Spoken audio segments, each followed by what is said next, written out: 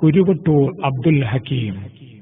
വാദങ്ങളിൽ അമാനുഷിക കഴിവുകൾ കൊണ്ട് മുത്തുനബിയെപ്പോലും കവച്ചുവെക്കാനുള്ള ഗൂഢനീക്കം, സ്വയം പ്രഖ്യാപിത കറാമത്തുകൾ വഴി ആസൂത്രിത നീക്കത്തിലൂടെ ഒട്ടനവധി പണ്ഡിതരെ പോലും വലവീശിയ ഇയാൾ ഉത്തരാഖണ്ഡ് കാട്ടിൽ ഇബാദത്തിൽ മുഴുകിയ ആളെന്നായിരുന്നു കേട്ടുകേൾവി. ആയതിനാൽ ആദ്യ അന്വേഷണത്തിന് ഉത്തരാഖണ്ഡ് തന്നെ ഞങ്ങൾ തെരഞ്ഞെടുത്തു. കോഴിക്കോട് നിന്ന് ഡെറാഡൂൺ എക്സ്പ്രസ് കയറി 2 ദിവസം യാത്ര ചെയ്ത് ഹരിദ്വാറിലെ റൂർക്കിയിൽ ട്രെയിനിറങ്ങി നേരെ കല്യാറിലേക്ക് നീങ്ങി. വിശ്വപ്രസിദ്ധ പണ്ഡിതനും സൂഫിയുമായ സയ്യിദ് അലാവുദ്ദീൻ അഹമ്മദ് സ്വാബിർ തങ്ങളുടെ ദർഗയ്ക്ക് സമീപം വാഹനമിറങ്ങി. ദർഗ സിയാറത്ത് ചെയ്ത് ഞങ്ങൾ അന്വേഷണം ആരംഭിച്ചു. പണ്ഡിത സമൂഹത്തെ അന്വേഷിച്ച് നീങ്ങിയ ഞങ്ങളുടെ ദൃഷ്ടി ഈ ബോർഡിൽ പതിഞ്ഞു. അന്വേഷണത്തിൽ 500ഓളം കുട്ടികൾ പഠിക്കുന്ന അറബിക് കോളേജാണ് ഇതെന്നും ഹസ്രത്ത് ഗുലാം നബി മൗലാനയാണ് പ്രധാന മുദരിസെന്നും അറിഞ്ഞ് ഞങ്ങൾ കോളേജിനുള്ളിൽ ചെന്നു.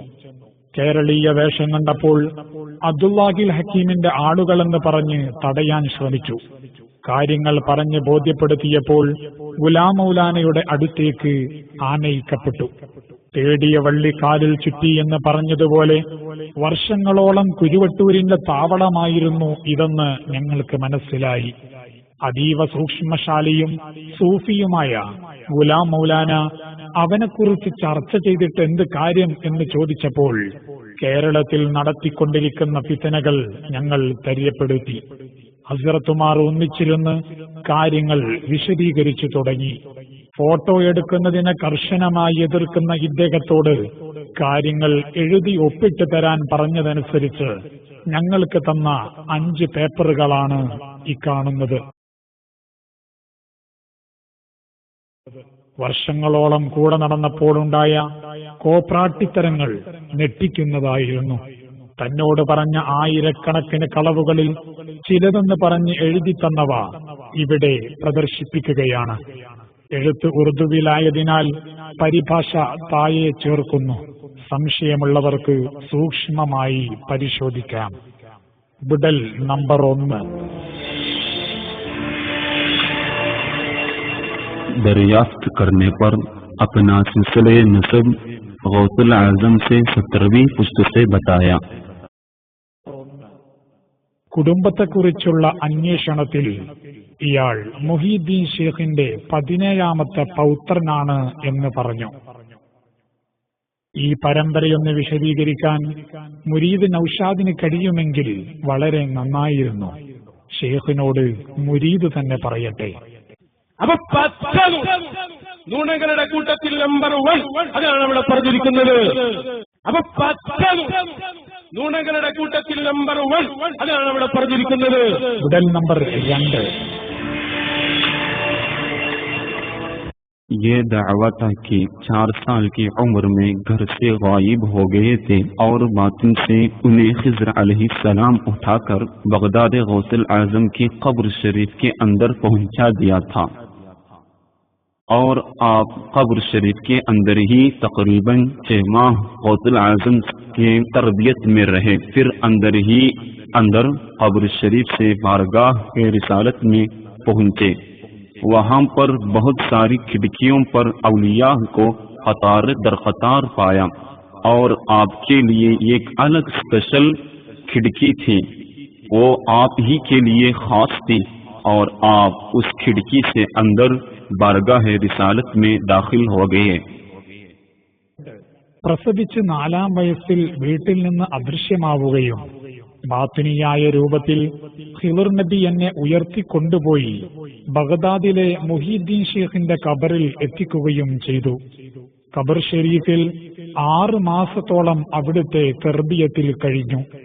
അവിടെ നിന്നും പിന്നീട് മദീനയിലെ റൗളയിലേക്ക് കൊണ്ടുപോയി.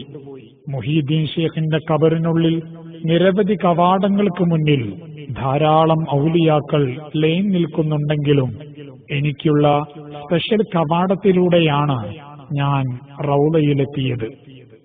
മുരീദ് ഷേഖിനെ കുറിച്ച് എന്ത് പറയുന്നു? കള്ളത്തരം പറയുന്നില്ലേ ഇവര്? അതിൽ കള്ളത്തരം പറയുന്നില്ലേ ഇവര് അതിന്. വിടൽ നമ്പർ 3.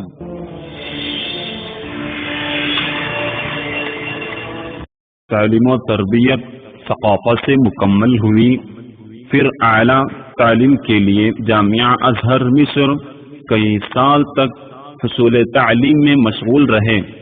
फिर जामिया अजहर में कुल्लियतुल हदीस में उनकी तकर्री भी हो गई। वहां रहकर आपने 2 साल की मुद्दत तक दरस हदीस देते रहे। തന്റെ പഠന പരിശീലനം മർക്കസിൽ നിന്നും പൂർത്തിയാക്കിയതിനു ശേഷം ഉന്നത പഠനത്തിനായി ഈജിപ്തിലെ അൽ അസ്ഹറിൽ ചേർന്നു. ശേഷം അസ്ഹറിൽ തന്നെ 2 വർഷം ഹദീസ് അധ്യാപനം നടത്തി. ഇത് ശരിയാണെന്ന് വാദമുണ്ടെങ്കിൽ നൌഷാദ് അടുത്ത പ്രസംഗത്തിൽ ഹാജരാക്കേണ്ട രേഖകൾ താഴെ കൊടുക്കുന്നു. മർക്കസിൽ പഠനം പൂർത്തീകരിച്ച രേഖ, അസ്ഹരി സർട്ടിഫിക്കറ്റ്, അസ്ഹറിൽ അധ്യാപനം നടത്തിയതിന്റെ രേഖ. വിടൽ നമ്പർ 4.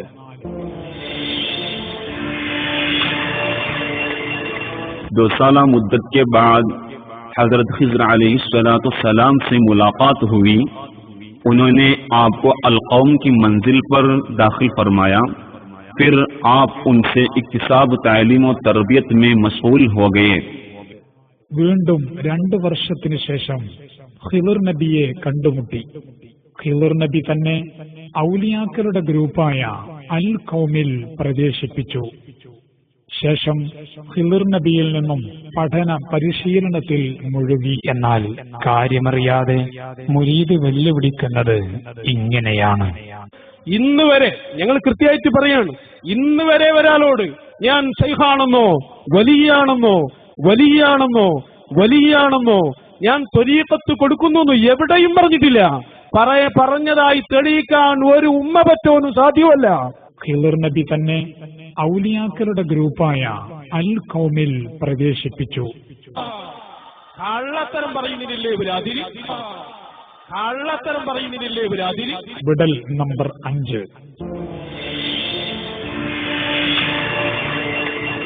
मुझे एक वली ने एक मजार में तख्त में ले गया। फिर मेरा शक़ सदर किया, दिल को निकाल कर जो इसमें कुछ था निकाल कर बाहर किया, फिर उसको सिल दिया। എന്നെ ഒരു വലിയന്റെ ഖബറിനുള്ളിൽ കൊണ്ടുപോയി നെഞ്ചു കീറി ഹൃദയം പുറത്തെടുത്ത് അതിൽ നിന്ന് ചിരതെല്ലാം കളഞ്ഞ് വീണ്ടും തുന്നിപ്പിടിപ്പിച്ചു. ഈ കളവിനെ കുറിച്ച് മുരീദ് നൌഷാദ് എന്ത് പറയുന്നു? പോലും ഭയപ്പെടുന്ന നുണ. വിടൽ നമ്പർ 6.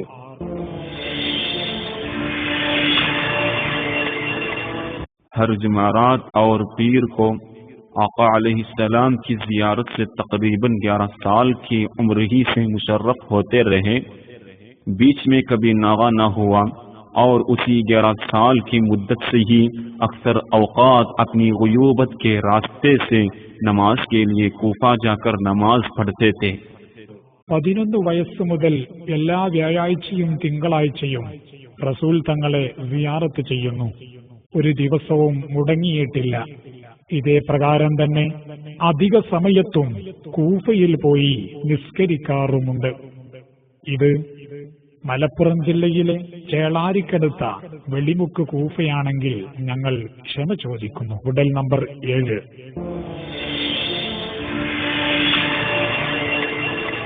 कौल आपके औलिया के दहरे से अक्सर औलियाए किराम आपकी मजलिस में तशरीफ लाया करते थे। हत्ता कि ज़ुन्नून मिस्री, याक़ूतुल अर्श, मुहीद्दीन इब्न अरबी, सैयद मखदूम अशरफ समनानी, गौसे पाक आपके सहज़ादे अब्दुल रज़्ज़ाक़ वगैरह। എന്റെ മജ്ലിസിൽ ഔലിയാ ദഹറിൽ നിന്ന് അധിക പേരും വരാറുണ്ട്. വിശിഷ്യ ദുന്നൂനുൽ മിസ്രി, യാഖൂത്തുൽ അർഷ്, മുഹീദ്ദീൻ ഇബ്നു അറബി, ഗൗസുൽ ആലം മകൻ ഷേഖ് അബ്ദുൽ റസാഖ് എന്നിവർ പ്രത്യേകിച്ചും വരാറുണ്ട്. ഹാവൂ, ഇയാൾ ഭയങ്കരം തന്നെ. മുഹീദ്ദീൻ ഷേഖ് പോലും ഇയാളെ മജ്ലിസിൽ വരുന്നുണ്ടെങ്കിൽ ആരാണിയാൾ? പക്ഷേ മുരീദ് പറയുന്നത് ഇങ്ങനെയാണ്. കള്ളത്തരം പറയുന്നില്ലേ ഇവര് അതിൽ. വിടൽ നമ്പർ 8.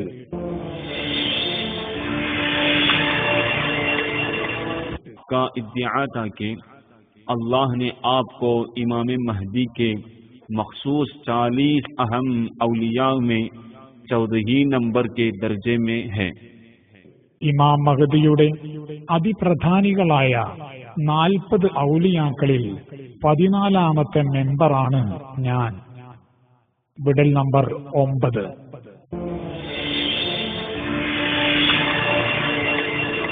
अल-कौम औलिया में आपको अल्लाह रब्बुल इज्जत ने बावजूद सगरसनी के वो उलूम अता फरमाए हैं कि आपसे पहले 600 सालों तक किसी वली को इतनी कलील उम्र में इतना इल्म अता न फरमाया.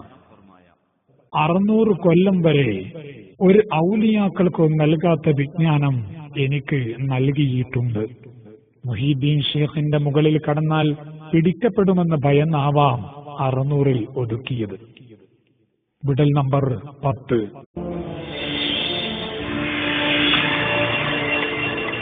आठ सालों से कभी बोलो बराज नहीं किया है और ना कभी सोया है.